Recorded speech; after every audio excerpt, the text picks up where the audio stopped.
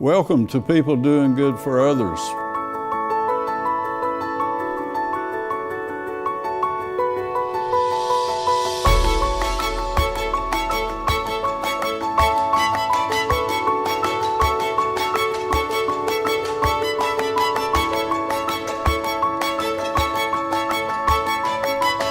Welcome to People Doing Good for Others, where we praise and honor and celebrate those who are truly making significant differences in our community. I'm Gary York, and I'm grateful to be with you today. We want to thank our wonderful sponsors, Wilkes Communications and RiverStreet Productions and 100.9 WIFM, and we're blessed that you would join us. My featured guest today is Marty Johnson. He's the Director of Child Nutrition with the Wilkes County Schools. He's in his second year. He graduated from Wilkes Central and Western Carolina University, and he leads a group of 6 staff members in his office, 21 managers in the schools, cafeterias, 122 folks that work on the line there. And we're talking about feeding 9,500 children every day, or 5 days a week.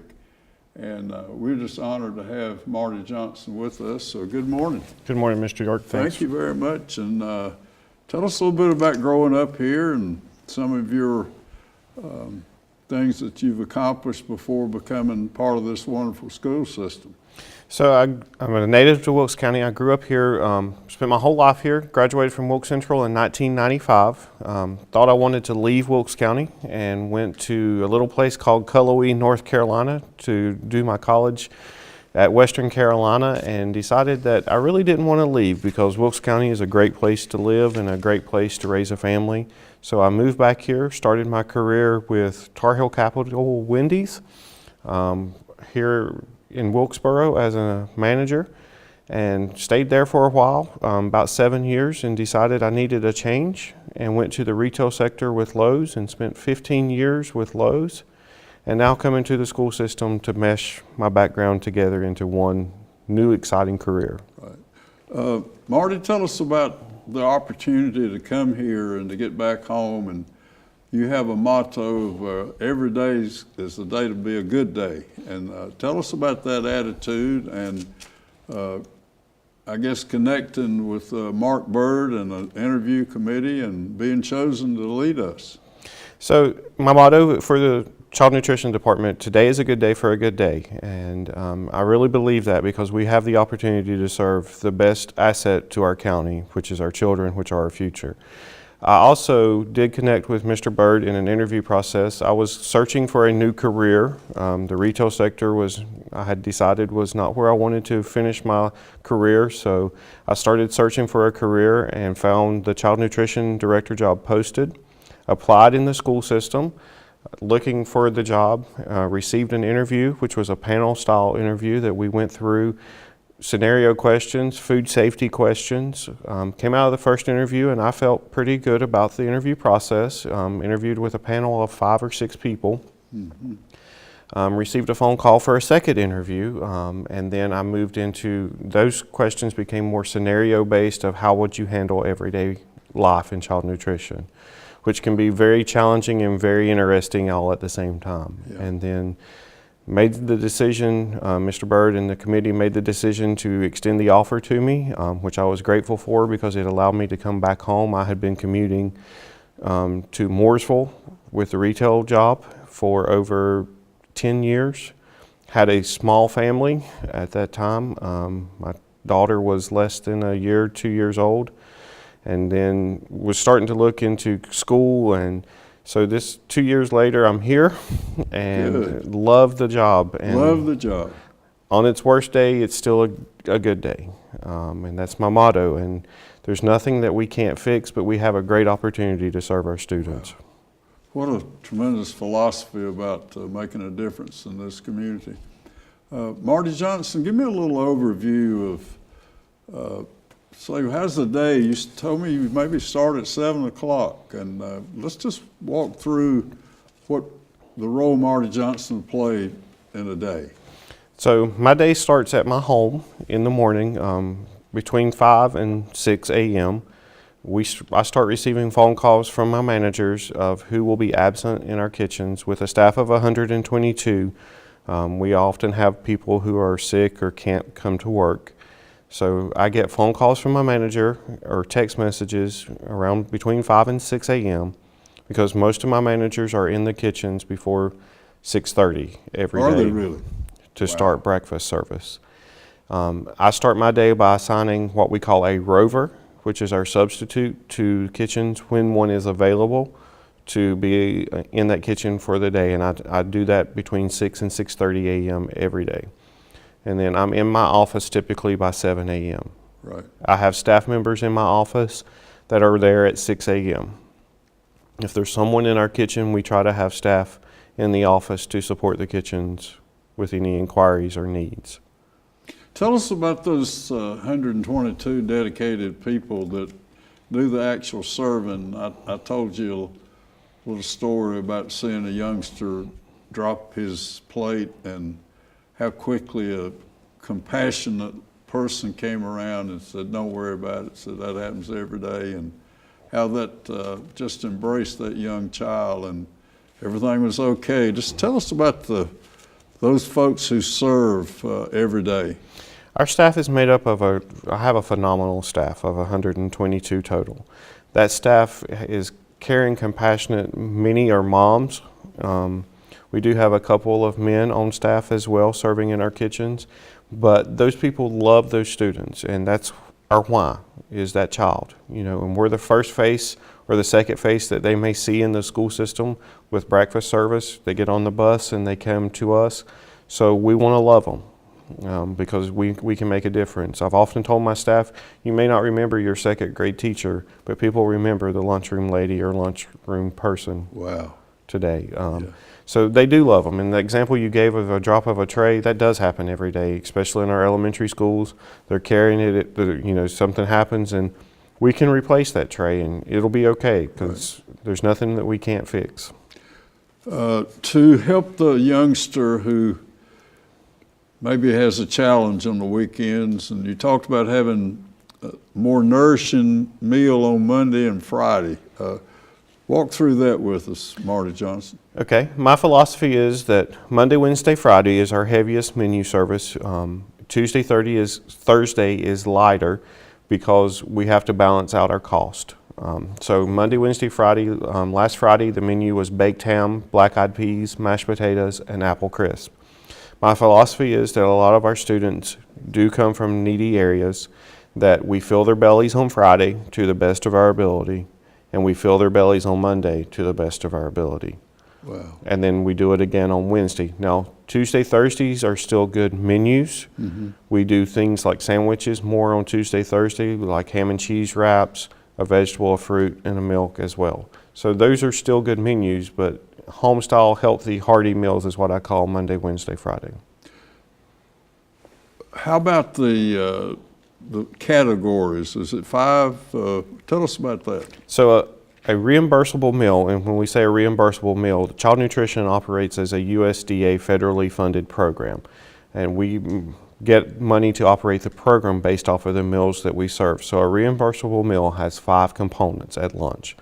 Those are meat alternates, grains, fruit, vegetable, and a milk. Okay.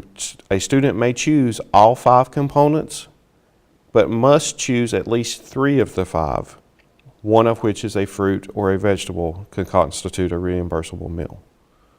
Okay. Miller's Creek, is that the biggest offering you have? Or tell us about the size of cafeterias, if you will. So we have schools ranging from, we have 22 schools in Wilkes County, ranging from around 100 students all the way up to 900 students. Miller's Creek is our largest elementary school. All right. Our high schools, Wilkes Central equals about the same size as Miller's Creek, and then our other high schools and middle schools fall in line based off of the communities that they serve. Okay. So you tell us about working with the USDA. Are those folks around a lot, or tell us how that works? We are under the regulatory authority of North Carolina Department of Instruction. There is a Child Nutrition Services part that ensures that we are following all the rules and regulations from the USDA. We interact with USDA on a weekly, monthly basis with products that we receive from them. We receive brown box products, which is products that we use every day in our kitchens, things like chicken, cans of peaches, pears, green beans, peas, those type of things. And then we also follow all their guidelines. So they do come and do inspections to make sure that we are following the guidelines. We have to submit forms and paperwork to show that we are following the guidelines, just like with the menu service, the 5 components that we offer. Vegetables are broken down into subgroups so that we have to have dark green, red, orange, starchy, and other so much each week. We do a menu component worksheet that has to be submitted to show that we're following those guidelines. A person coming from another arena in life, that first day, just give us, how does a person with no experience in this particular arena, how do you get started, Marty? You have to just dig in and start learning. I had the great opportunity to, the former director was with me for about a month before I took over as full child nutrition director, and she was able to transfer a lot of knowledge to me. Now, the funnel was very full and drinking from a fire hose kinda to get the components, but I just had to sit down and go through it and develop a style that I could absorb the knowledge, learn the components, the rules and the regulations, and then never stop learning, because the rules and regulations change with each year, and there are guidance that comes out. Something will be tweaked, that you can use a waiver, such like with grain. We have to offer 51% whole grain product. We have a waiver in place to allow us to do that. So those are the type of things that you never stop learning. Do we have opportunities to buy outside of the USDA, or how does that work? So all of our products are bid through our formal bid process. We buy through the North Carolina Purchase Alliance, which 99 school districts in North Carolina have joined together to our volume for buying power. We also join with our partners to our north and west with Ashe, Allegheny, Watauga, and Avery counties to bid things like beverages, ice cream, milk, and fresh bread, so that we offer those products outside the alliance. But everything that we buy has to be done through a formal bid process. Right. And then the USDA, we get entitlement money to buy that brown box, and then we put into DOD and fresh fruits and vegetables throughout the school year. Okay. Do you have a supplier that we might know, see names on trucks, or? Our distributor is U.S. Foods for our groceries and food at this point, and Foster Cavanis is our distributor for produce. Flowers Bakery is our bread distributor. Pet is our ice cream and milk supplier. And Dr. Pepper Bottling out of West Jefferson does our a la carte beverages that we sell on the lines, the juices that all meet Smart Snack requirements. Is that the cart in the hall, what you told me?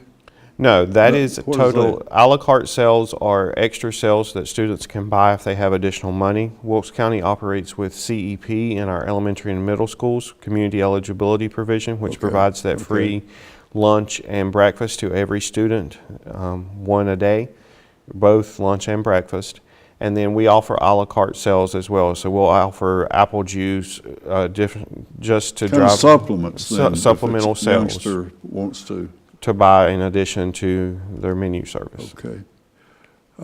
Training and for your staff in the schools. Tell us about, say, 5 individuals in a school. Tell us about the training and what goes into that.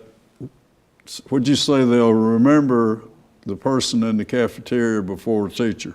Yes. How wonderful. So our training, we are required by the USDA to have different levels of training depending on your position in our kitchen and the hours that you work. As director, I have to have at least 12 course hours every year for training. My office staff also has to have 12.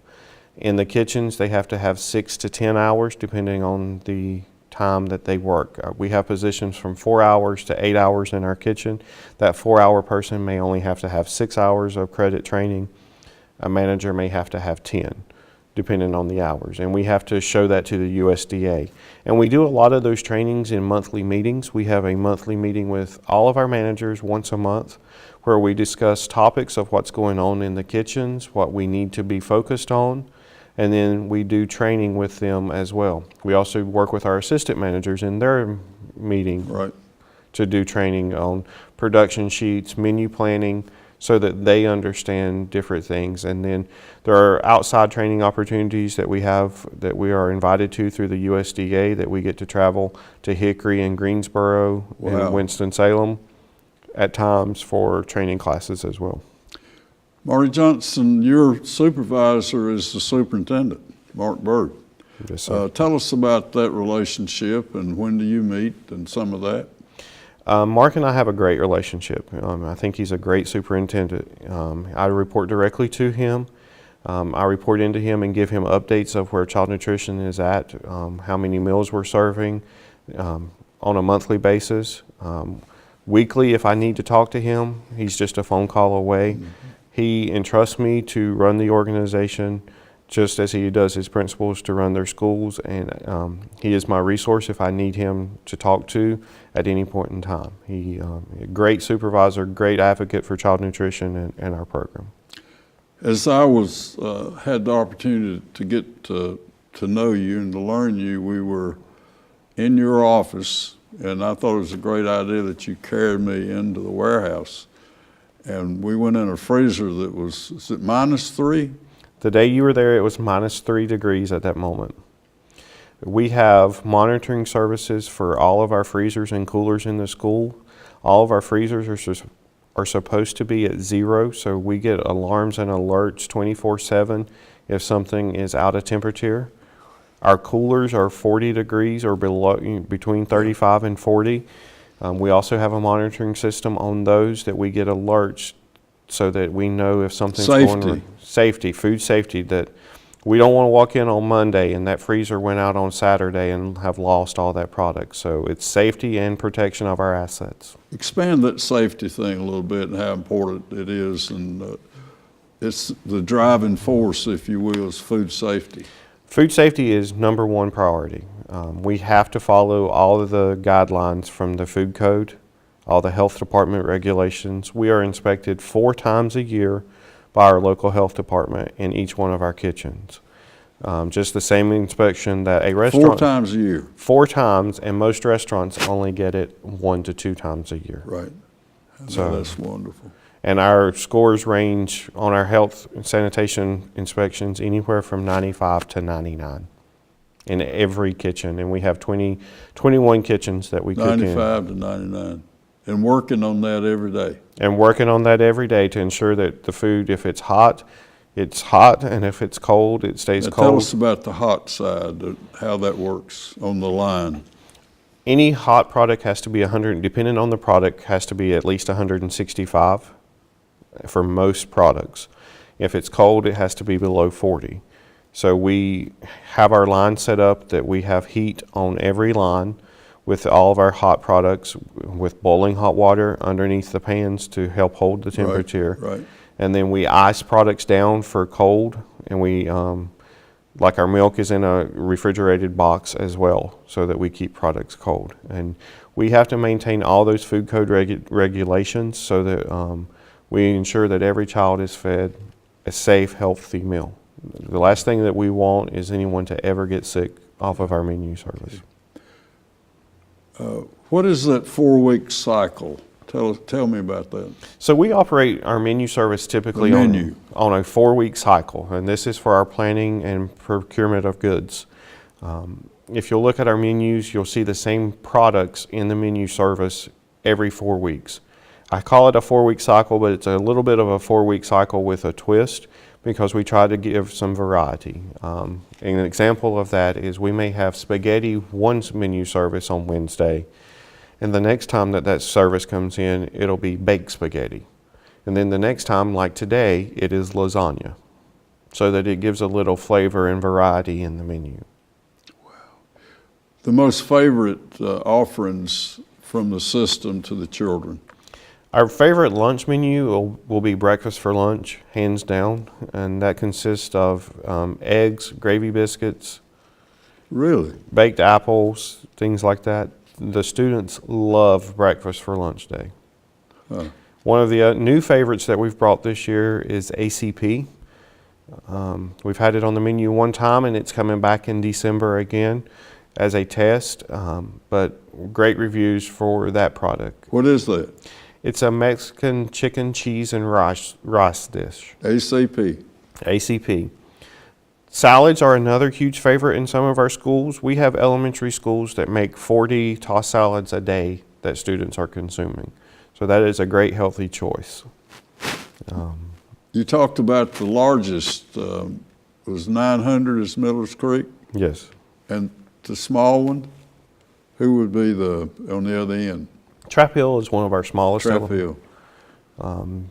We have 2 staff members that work every day at Trap Hill to feed those students versus 10 staff members at Miller's Creek. Wow. Well, thank you for sharing that. Now, that's a real nice takeaway. 10 at the bigger schools and 2 at the smallest one. Miller's Creek has the most staff members. Most of my staff in the schools have 5 to 6. Okay. We can feed 100 students per person. Wow. There was a staff member in the warehouse, and now what would those folks do that serve us, those 6 in your office? Give us some idea about that. So in my office, I have 6 staff members, one which is a warehouse manager that receives all of our product from our deliveries to the warehouse, which is the USDA products, special orders from US Foods, and delivers those USDA products 2 days a week. So we do one side of town on Tuesday and one side on Thursday. He hits about 10 schools between the hours of 6:30 and noon with deliveries.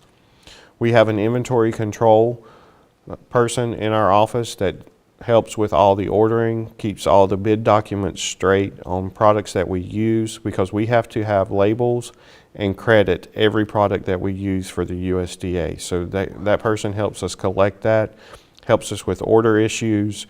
If somebody gets shorted a product with ordering, she helps find it in another kitchen to help serve. So you kind of borrow, but a little We bit trade when- food between kitchens to help cost, and there's going to be that day that somebody forgot to order something. Sure. So we ensure that we have the products that we need to serve, and one of my ladies does that.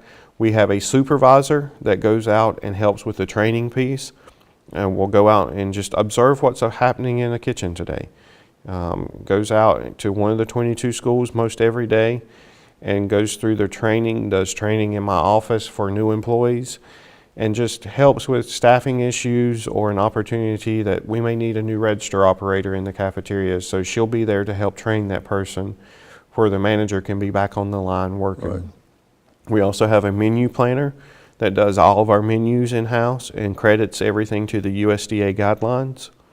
And then we have a bookkeeper who works with us every day to help make sure that payroll is done, the bills are paid, and that sort of thing. So you have, if I remember, I have a granddaughter. You have a number. Each child has a number, and how does that? So each student uses a student ID number that is assigned to them through Power School that they use as their lunch number. So they walk into the cafeteria. Our smaller kids in some of our elementary schools will have a tag on their book bag that we can scan a barcode with their number. And then as they learn it, they will key it actually at the register for their lunch service. And it does not identify anyone's status. Everybody has a lunch number, and you just key it in. Tied to that lunch number in my system, however, is information about that student. So if a student has an allergy when they come through our line, Talk about that. that student's allergy pops up on screen so that we identify that they may be allergic to milk and what the alternate service that we offer to that student should be. or a student may be allergic to corn. So each register operator is trained to scan that tray to say, okay, if you have an allergy, we need to make a different choice to protect our students.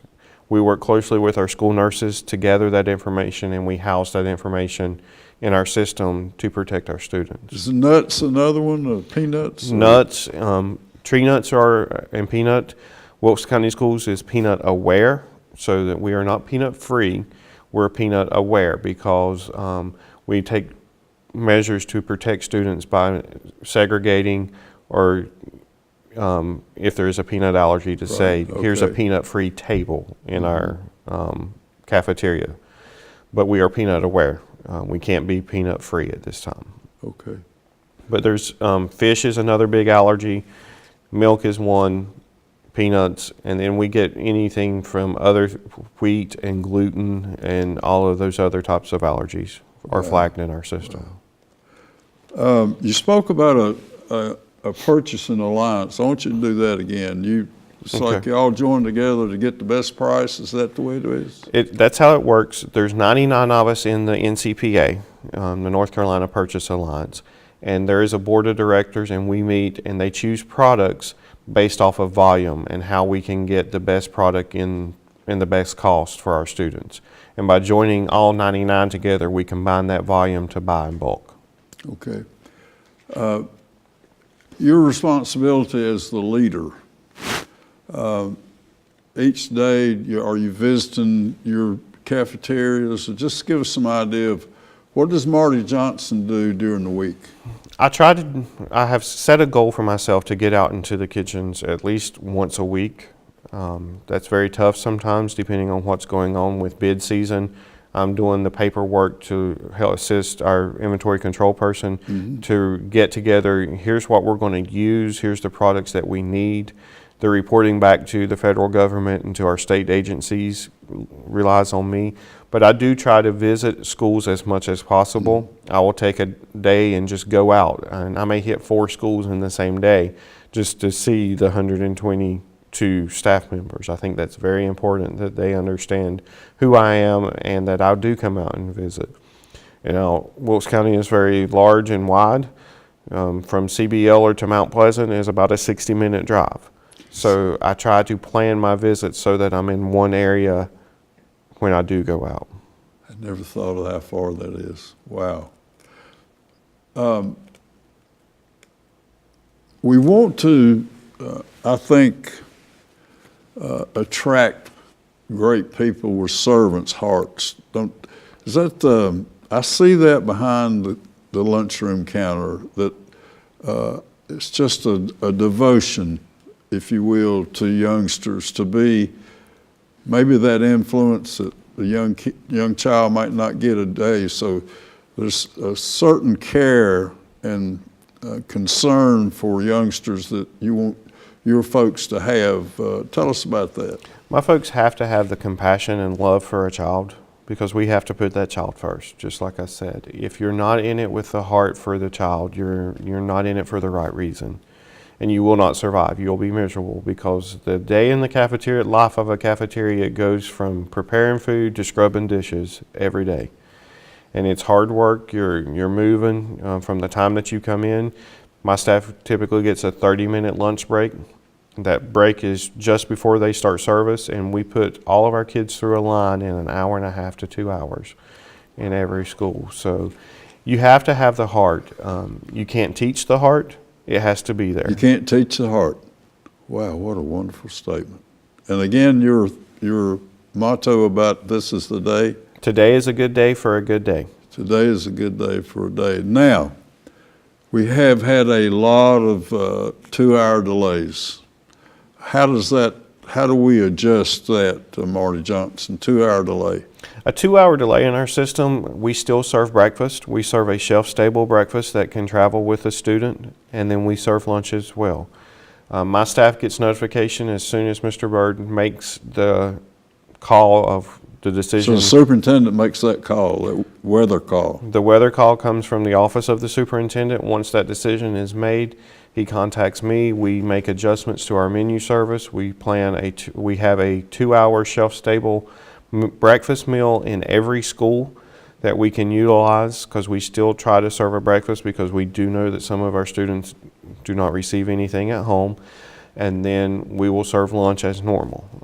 But we make those decisions, and we start the process of notifying kitchens as soon as that decision is made and is released to us. I sense, Marty Johnson, that you have a servant's heart, and that this is, you said it's the greatest move you made in your career, got you back home, and that you just love that culture, if you will, or that opportunity to make a difference in the lives of these youngsters. So as I thank my sponsors again today, Wilkes Communications and RiverStreet and WIFM, share your gratitude for this opportunity that you have, and you're just so involved in it. And I'm grateful that you've been here today. So I'm going to let you sign off for us, if you will, Marty. I'm thankful and blessed to have this opportunity. You walk in a school and you get a hug and I thank you for your lunch meal, and that's payment for service. And you think about that, and the opportunity to do that every day and to have an impact on a child's life is a great opportunity, and I don't take it lightly, and I do love my job. It was one of the requirements when I was searching, that it was something that would give back to my community. And I love my home now. I love being part of Wilkes County Schools and the opportunity that we have to impact those children every day. The opportunity to impact, wow. We've been sharing with Marty Johnson. He's the director of Wilkes County Child Nutrition. He's in his second year, but he loves what he does, and we can tell today in this chat that we've been having, and we thank you for being here, and commit to doing this again next time. So this is Gary York, People Doing Good for Others. Marty Johnson, God bless you, friend. Thank you. Thank you.